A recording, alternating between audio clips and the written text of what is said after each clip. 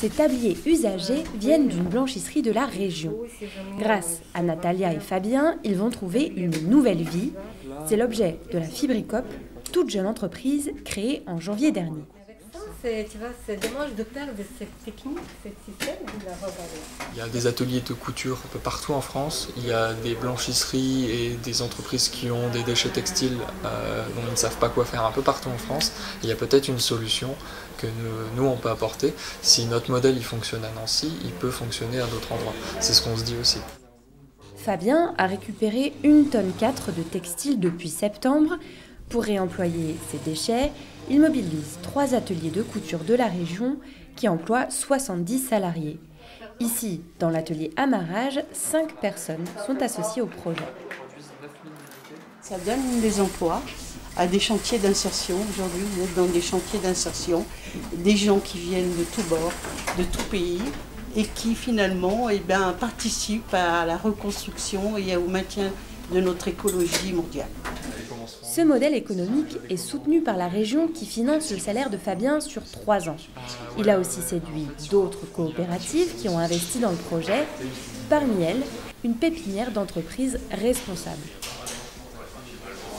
Il faut absolument que les acteurs mieux-disants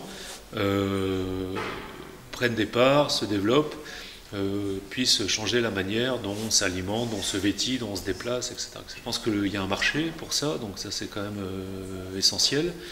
Maintenant, c'est comme toute création d'entreprise, on part de pas grand-chose et puis il faut arriver à initier un processus, à lancer une dynamique et ça c'est très long. La Fibricop n'en est encore qu'à ses débuts. Pour l'instant, une épicerie partenaire accepte de vendre sa production.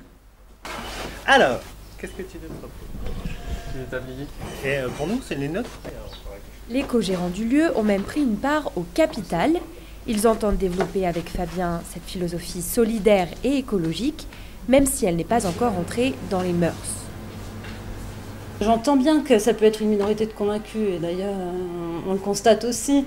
Après, ce qu'on pense, nous, c'est que si les gens ne sont pas forcément convaincus aussi, c'est parce qu'ils n'ont pas d'autres alternatives.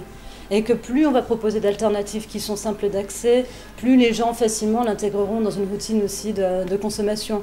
Donc à partir de là, ça pourrait devenir une norme. Voilà. Dans l'idéal, c'est ce qu'on imagine, nous.